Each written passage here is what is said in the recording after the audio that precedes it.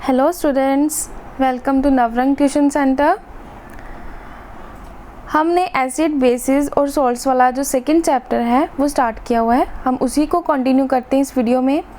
अब तक हमने पिछली वीडियोस में पढ़ा है एसिड के बारे में, बेसिस के बारे में, उनकी फिज़िकल और केमिकल प्रॉपर्टीज़ के बारे में।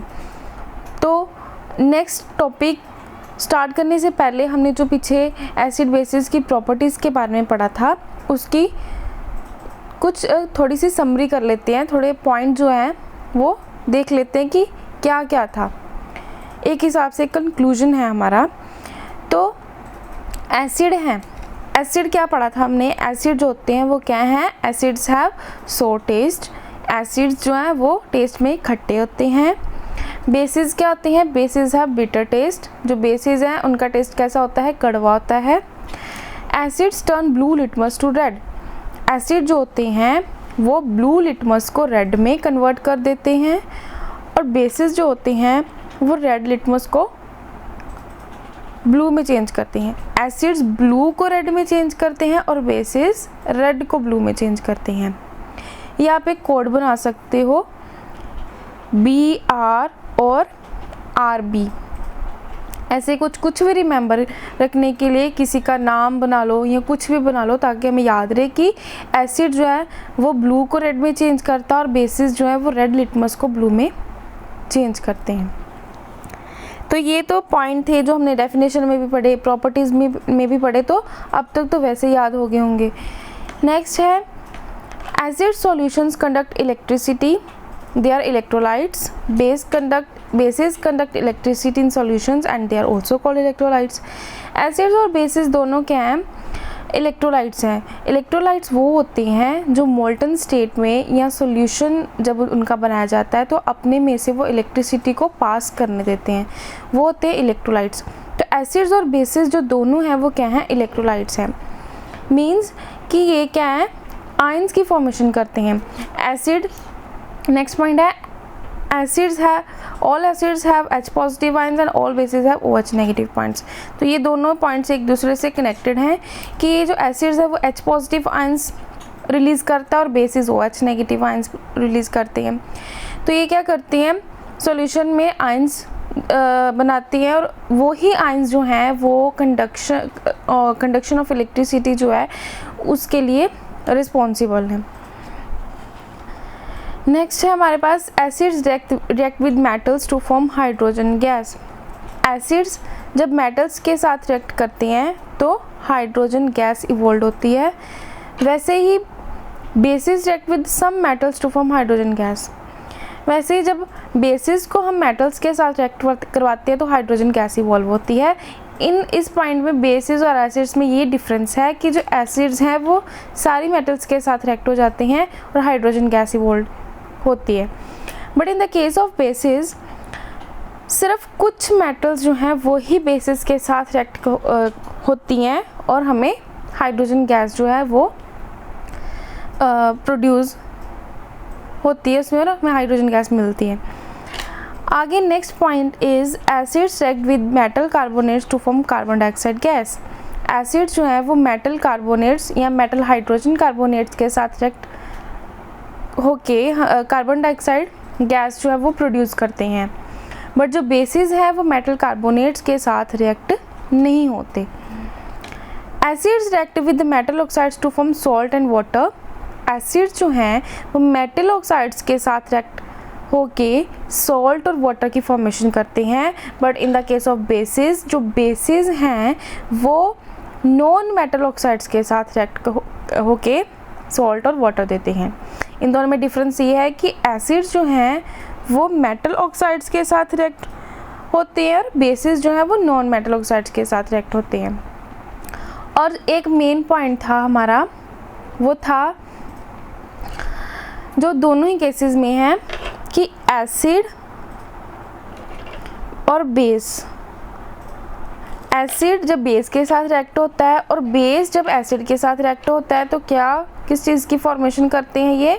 ये फॉर्मेशन करते हैं सॉल्ट की प्लस वाटर की। फॉर एग्जाम्पल एसिड हमने ले लिया HCl, this is the most common example जो हम हर जगह यूज़ कर सकते हैं। एसिड क्या है, HCl हाइड्रोक्लोरिक एसिड ले लिया, बेस हमने लिया सोडियम हाइड्रोक्साइड।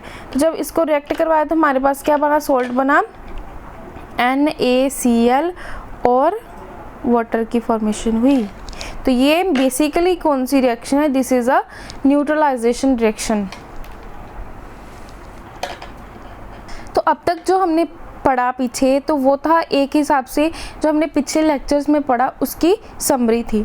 अब नेक्स्ट जो है वो नया जो टॉपिक अब हम पढ़ने जा रहे हैं वो है pH स्केल। तो अब पढ़ेंगे कि pH स्केल क्या होता है, किसके लिए हम इसका यूज़ करते हैं। We know that water is ionized into H positive and OH negative ions। हमें पता है कि वाटर जो है वो H पॉजिटिव और OH नेगेटिव आयंस में डिसोसिएट होता है जब हम वाटर की डिसोसिएशन करते हैं। ये तो हमें मेन पॉइंट है, ये हमें याद है। आगे है, जब हम एसिड को वाटर में डिज़ोल्व करते हैं तो क्या होता है, जब हम एसिड्स को वाटर में डिज़ोल्व करते हैं तो H पॉजिटिव आयंस जो हैं वो एसिड्स रिलीज़ करते हैं। हमें पता है कि सारे के सारे एसिड्स में क्या होता है, H पॉजिटिव आयन होता है। जब हम एसिड को वाटर में डिज़ोल्व करते हैं, वाटर के खुद के जो आयंस हैं वो हैं H पॉजिटिव और OH, ये तो उसमें है ही है वाटर में। जब हमने वाटर में एक्स्ट्रा एसिड को जब ऐड किया तो क्या होगा, एसिड के भी जो H पॉजिटिव आयंस हैं वो भी आएंगे, क्योंकि एसिड्स में H पॉजिटिव आयंस होते हैं। तो अब क्या होगा, in the case of acidic solutions H positive ions की कंसंट्रेशन ज़्यादा होगी, क्योंकि H पॉजिटिव वाटर में भी होंगे और एसिड में भी होंगे। But the lesser concentration of OH negative ions, but OH negative ions की लेसर कंसंट्रेशन होगी, क्योंकि सिर्फ वाटर जो है वो H पॉजिटिव और OH में डिसोसिएट हुआ, लेकिन सिर्फ एसिड जो है उसमें H पॉजिटिव आयंस होंगे, या फिर कोई साथ में हाइड्रोजन लगा होगा, या फिर कोई भी साथ में मेटल नॉन मेटल होगी। तो ये क्या है, H पॉजिटिव आयंस की कंसंट्रेशन एसिडिक सॉल्यूशन में ज़्यादा होती है as compared to OH negative ions. अब we know that bases contain OH negative ions. तो बेसिस क्या देते हैं, OH नेगेटिव आयंस देते हैं। अब वाटर में हमने बेसिस को डिज़ोल्व करना है, बेसिक सॉल्यूशन बनाना है, तो वाटर में H पॉजिटिव और OH नेगेटिव आयंस तो हैं ही। जब हमने बेस को वाटर में डिज़ोल्व किया तो क्या होगा, OH नेगेटिव बेस में भी है वाटर में भी है, तो OH नेगेटिव आयंस की कंसंट्रेशन हाई होगी in the case of basic solutions, but H positive ions जो है वो लोअर कंसंट्रेशन होगी in the case of basic solution, because सिर्फ H पॉजिटिव आयंस वाटर में होंगे, बेस में सिर्फ OH बेस प्रोवाइड करेगा OH नेगेटिव आयंस को। तो the main difference between acidic and basic solution is that in case of acidic solutions there is a high concentration of H positive ions but the lesser concentration of OH negative ions, but in case of basic solution there is a high concentration of OH negative ions but lower concentration of H positive ions। तो ये था main concept जो हमें याद रखना है। Next है, अगर हम देखें अब एसिडिक सॉल्यूशन में भी और बेसिक में भी दोनों में क्या है, H पॉजिटिव आयंस हैं, हाइड्रोजन आयंस हैं। Both acidic solutions as well as basic solutions contain hydrogen ions. तो हाइड्रोजन आयंस एसिडिक में भी है और बेसिक में भी है। अब हम pH स्केल के बारे में मेन पढ़ेंगे कि pH स्केल आया कैसे। इन 1909 Sorensen devised a scale known as pH scale on which the strength of acid solutions as well as basic solutions could be represented by making use of the hydrogen ion concentration in them। तो pH scale जो था उसकी discovery किसने की, उसकी discovery की Sorensen, एक scientist था, उसने इन 1909 में पीएच स्केल की डिस्कवरी की। पीएच स्केल की डिस्कवरी किसके लिए की? ताकि हमें पता चले कि जो एसिडिक सॉल्यूशंस हैं और बेसिक सॉल्यूशंस हैं उनकी स्ट्रेंथ क्या है। मींस कि कोई एसिड कितना स्ट्रॉन्ग है और कितना वीक है, कोई बेस कितना वीक है कितना स्ट्रॉन्ग है। तो वो उसकी पीएच स्केल की डिस्कवरी सोरेनसन ने 1909 में की थी। तो वो जो स्केल था वो किस पे बेस था? वो बेस था हाइड्रोजन आयन कंसंट्रेशन में, कि किसी एसिड में हाइड्रोजन आयन की कंसंट्रेशन कितनी है, बेस में हाइड्रोजन आयन की कंसंट्रेशन कितनी है, और उस बेस पे वो बताता था स्केल कि कोई एसिड कितना स्ट्रॉन्ग है और कितना वीक है, कोई बेस कितना स्ट्रॉन्ग है और कितना वीक है। आइए हम आगे देखते हैं इसके बारे में।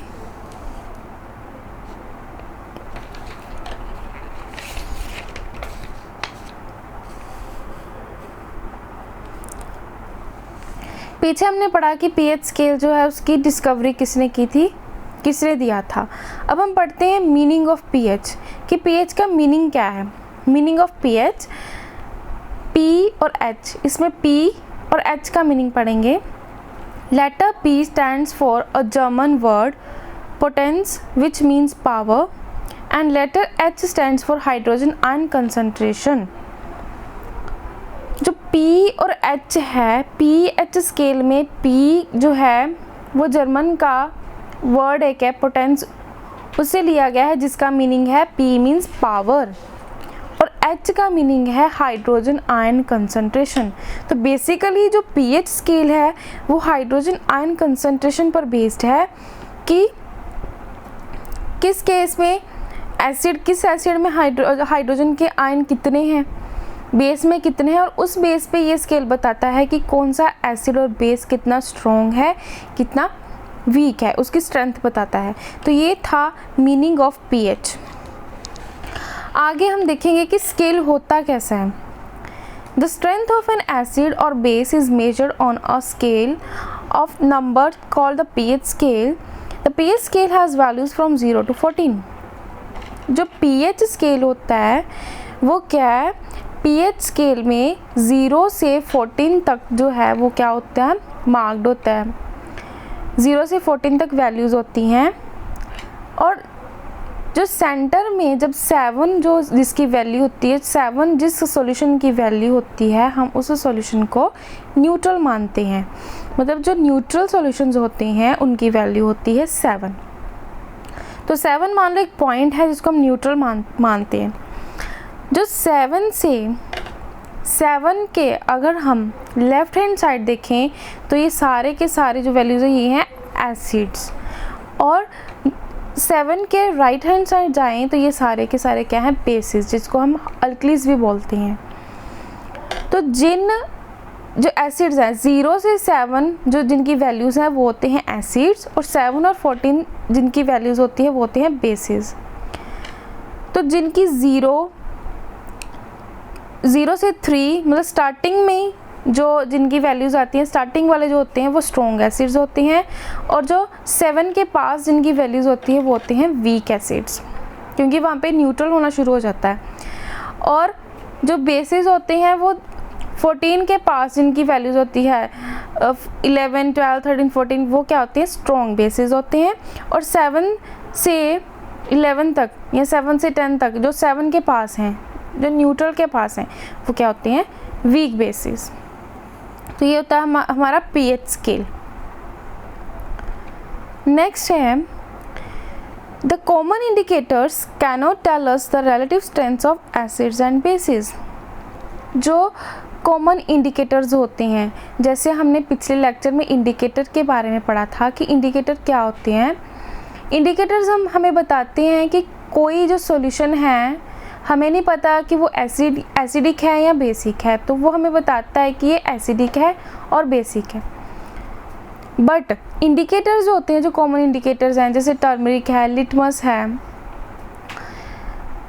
फिनोल्फिथलीन है, तो ये वाले जो इंडिकेटर्स होते हैं ये हमें सिर्फ यही बताते हैं कि कौन सा सॉल्यूशन एसिडिक है और बेसिक है, बट ये उसकी स्ट्रेंथ नहीं बताते कि कौन सा एसिड जो है वो ज़्यादा एसिडिक है, कौन सा जो बेस है वो वीक बेस है या स्ट्रॉन्ग बेस है। तो हमें हमें एसिडिक या एसिड या बेस की स्ट्रेंथ हमें जानने के लिए कॉमन इंडिकेटर हेल्प नहीं करता, तो हम किसी एसिड या बेस की स्ट्रेंथ को मेयर करने के लिए यूनिवर्सल इंडिकेटर का यूज़ करते हैं। तो देखते हैं यूनिवर्सल इंडिकेटर क्या होता है। यूनिवर्सल इंडिकेटर क्या होता है, इसकी डेफिनेशन देखते हैं। Universal indicator is a mixture of many different indicators which gives different colours at different pH values of the entire pH scale. Universal indicator क्या होता है, हम बहुत सारे इंडिकेटर्स को मिक्स करके एक इंडिकेटर बनाते हैं कि डिफरेंट इंडिकेटर्स का मिक्सचर जो है वो होता है यूनिवर्सल इंडिकेटर। तो ये इंडिकेटर क्या है, कैसे हम यूज़ करते हैं। यूनिवर्सल इंडिकेटर जो होता है उसका हम एक चार्ट बनाते हैं। pH स्केल जैसे ही उसका एक चार्ट होता है, जो जैसे pH स्केल में 0 से 14 तक वैल्यूज़ होती हैं, वैसे ही 0 से 14 तक वैल्यूज़ होंगी। आओ देखते हैं कैसा होता है वो। तो यूनिवर्सल इंडिकेटर का चार्ट कैसे होता है, ये है इसका स्केल कैसा होता है, ये है pH स्केल जैसा ही होता है। 0 से 14 तक इसकी वैल्यूज़ हैं, बस डिफरेंस ये है कि डिफरेंट वैल्यू पे इस स्केल पे, यूनिवर्सल इंडिकेटर के स्केल पे डिफरेंट कलर्स बनाए होते हैं। ये इसीलिए है, फॉर एग्ज़ाम्पल जैसे हमारे पास यूनिवर्सल इंडिकेटर है तो हमने उसको किसी सॉल्यूशन पे यूज़ किया है, अगर वो उस सॉल्यूशन के नेचर के हिसाब से उस यूनिवर्सल इंडिकेटर का कलर आएगा। अगर उसका कलर, वो universal indicator different colour show करता है, जैसे लिटमस सिर्फ रेड और ब्लू शो करता है वैसे नहीं है, ये डिफरेंट कलर शो करेगा। तो डिफरेंट कलर के हिसाब से अगर वो रेड शो करता है दैट मीन्स कि वो स्ट्रॉन्ग बेस है, अगर ऑरेंज शो करता है दैट मीन्स वो स्ट्रॉन्ग बेस है, अगर वो ग्रीन शो करता है दैट मीन्स कि वो न्यूट्रल है सॉल्यूशन हमारा, अगर येलो शो करता है तो वो एसिड जो है वो मॉडरेट एसिड है, ना वीक है ना स्ट्रॉन्ग है। और अगर कोई जो है वॉयलेट कलर शो करता है तो वो क्या है, हमारा स्ट्रॉन्ग बेस है। तो वो जो यूनिवर्सल इंडिकेटर का pH चार्ट है वो हमने डिफरेंट वैल्यूज़ जो होती हैं 0 से 14 उस पर डिफरेंट कलर्स पे हमने वो शो किया है। इससे पता चलता है कि कोई जो सॉल्यूशन है वो कितना बेसिक, कितना स्ट्रॉन्ग बेस है, कितना स्ट्रॉन्ग एसिड है। जैसे इसमें एग्जांपल दी हुई है, जैसे ये बताया हुआ है कि रेड कलर जो है वो बैटरी एसिड जो है, बैटरीज में एसिड यूज़ होता है वो शो करता है, दैट मीन्स कि that is the strong base. ऐसे डिफरेंट बताया है, विनेगर है, ऑरेंज जूस है, टमाटो है, तो वाटर जो है न्यूट्रल है, ये एग्जांपल्स दी हुई हैं। तो ये था हमारा यूनिवर्सल इंडिकेटर का pH chart, pH colour chart. तो नेक्स्ट जो एक चीज़ है कि जो pH स्केल है, pH स्केल क्या है, किस पे वो किस प्रिंसिपल पर बेस्ड है, किस प्रिंसिपल वो वर्क करता है। वो वर्क करता है कि हाइड्रोजन आयन की कंसंट्रेशन कितनी है। तो हाइड्रोजन आयन की जितनी कंसंट्रेशन होगी उतना ज़्यादा सॉल्यूशन एसिडिक होगा, और हाइड्रोजन आयन की जितनी कम कंसंट्रेशन होगी उतना वो कम बेसिक होगा। और एक चीज़ ये है कि जो pH स्केल की वैल्यूज़ होती हैं ना वो इन्वर्सली प्रोपोर्शनल होती हैं हाइड्रोजन आयन कंसंट्रेशन की। अगर हाइड्रोजन आयन की कंसंट्रेशन ज़्यादा होगी तो pH की वैल्यू कम होगी। फॉर एग्जांपल ये देखिए, यहाँ क्या है 0 1 2, यहाँ पे क्या होगा 0 होगा, 1 होगा, 2 3 4, यहाँ पे 7 है, 8 9 10 11 12 13 14 यहाँ पे होगा। तो ये जो है ये वाइट स्पेस है, ये क्या है हमारा हाइड्रोजन आयन की कंसंट्रेशन है। तो हाइड्रोजन आयन की कंसंट्रेशन इस रीजन में ज़्यादा है। दैट मीन्स कि यहाँ पे क्या होगा, पीएच स्केल जो उसकी वैल्यू कम है, मतलब कि hydrogen ion concentration inversely proportional होता है। Inversely proportional, hydrogen ion concentration inversely proportional होती है पीएच स्केल की वैल्यू के। अगर इन्वर्सली प्रोपोर्शनल क्या है, इन्वर्सली प्रोपोर्शनल है हाइड्रोजन आयन कंसंट्रेशन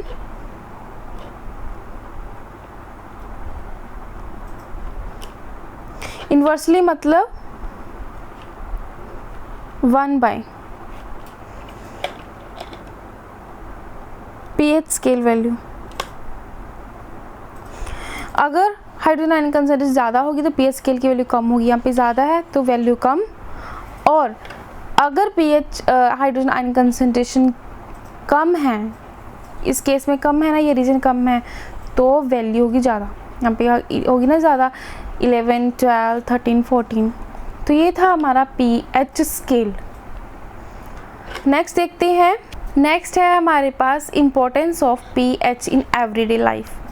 हमारी एवरीडे लाइफ में पीएच की क्या इम्पोर्टेंस है, क्या यूजेस हैं, उसके बारे में पढ़ेंगे। First one is our body works between pH 7 to 7.8।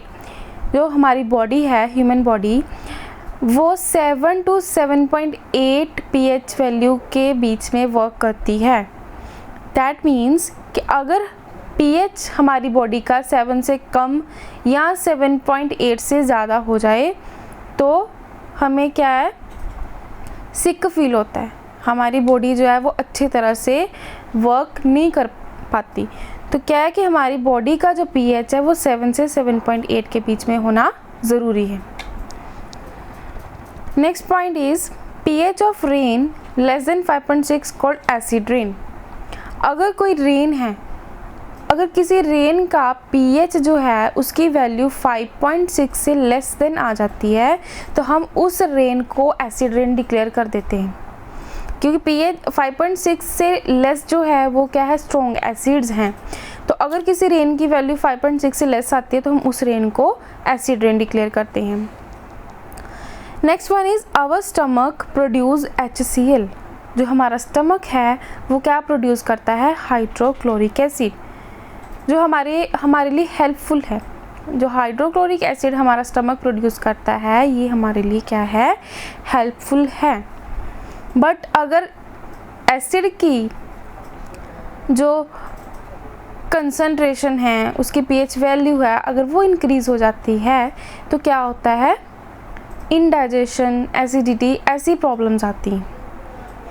Next one is tooth decay starts when pH of mouth less than 5.5। तो अगर हमारे माउथ का जो पीएच है उसकी वैल्यू 5.5 से लेस देन हो, अगर 5.5 से लेस हो तो क्या होता है, हमारे जो टूथ हैं वो टूथ डिके होना स्टार्ट हो जाता है। मीन्स हमारे जो टीथ हैं वो क्या होती हैं, ख़राब होने शुरू हो जाती हैं। तो ये क्या है, पीएच की हमारी बॉडी के साथ रिलेटेड पीएच से कितनी प्रॉब्लम्स हैं। अगर पीएच की वैल्यू सही ना हो तो क्या कितनी सारी प्रॉब्लम्स आ सकती हैं। तो माउथ की इस प्रॉब्लम से बचने के लिए हमें क्या करना चाहिए, ब्रश करना चाहिए आफ्टर मील। क्योंकि अगर हम जब शुगर मील लेते हैं शुगरी, तो उससे क्या होता है कि हमारे माउथ में एक बैक्टीरिया होता है जो शुगर को एसिड्स में कन्वर्ट करता है। तो अगर हम शुगर की कंसंट्रेशन ज़्यादा लेते हैं तो वो क्या होता है, एसिड जो है वो ज़्यादा प्रोड्यूस होता है हमारे माउथ में, उसकी वजह से हमारे जो टीथ हैं वो ख़राब होना शुरू होते हैं। दैट मीन्स कि एसिड कंसंट्रेशन अगर 5.5 से लेस हो, तो 5.5 से लेस एसिड ही होते हैं, एसिड्स ज़्यादा होंगे तो हमारे जो दांत हैं वो ख़राब होना शुरू हो जाएंगे। Next one is plant need specific pH for their healthy growth. जैसे हमारी ह्यूमन बॉडी को परफेक्ट पीएच वैल्यूज़ चाहिए अच्छा वर्क करने के लिए, प्रॉपर वर्क करने के लिए, वैसे ही जो प्लांट्स होते हैं उनको भी स्पेसिफिक पीएच वैल्यूज़ जो हैं चाहिए होती हैं उनकी हेल्दी ग्रोथ के लिए। Last one is self defence by animals. और जो एनिमल्स होते हैं उनको भी सेल्फ डिफेंस, अपने आप का बचाव करने के लिए एसिड और बेसिस की ज़रूरत होती है। जैसे हमने सुना होगा जो मधुमक्खी है उसके स्टिंग में जब वो काटती है तो उसमें उसके स्टिंग में क्या होता है, मिथेनोइक एसिड होता है, जिसको हम फॉर्मिक एसिड भी बोलते हैं। तो वो क्या है, अपने आप को बचाने के लिए वो दूसरे अपने एनिमी पे क्या करती है, वो स्टिंग जो है वो लगाती है। तो उस स्टिंग में क्या होता है, वो एसिड होता है, जिसकी वजह से फॉर एग्जांपल जैसे हमें कोई मक्खी जो है वो काट लेती है तो क्या होता है, जब हमें काटती है तो उसका स्टिंग जो हमारी स्किन पे रह जाता है। तो उस स्टिंग में एसिड होता है जो कि धीरे धीरे वहाँ पे स्वेलिंग स्टार्ट हो जाती है और उसकी वजह से वहाँ हमारे पेन या वो इरिटेट करती है हमें। तो ऐसे जो है एनिमल्स हैं, कई एनिमल्स हैं जो with the help of acids और बेसिस अपनी जो है सेल्फ डिफेंस करते हैं। ये था कि पीएच की हमारी एवरीडे लाइफ में क्या इम्पोर्टेंस है। सो पीएच जो है हर एनिमल, प्लांट और ह्यूमन बींग्स को स्पेसिफिक पीएच जो है उनकी वैल्यूज़ चाहिए, स्पेसिफिक एसिड बेसिस की पीएच वैल्यूज़ चाहिए अपनी बॉडी को परफेक्टली वर्क करने के लिए। तो आज हमने यूनिवर्सल इंडिकेटर और पीएच स्केल के बारे में पढ़ा। तो अब हम इस चैप्टर को कंटिन्यू करेंगे नेक्स्ट लेक्चर में। जिसको भी डाउट है वो कोई भी क्वेश्चन जो है वो कमेंट सेक्शन में पूछ सकता है। Thank you, have a nice day. For more updates subscribe my channel and press the bell icon. Thank you.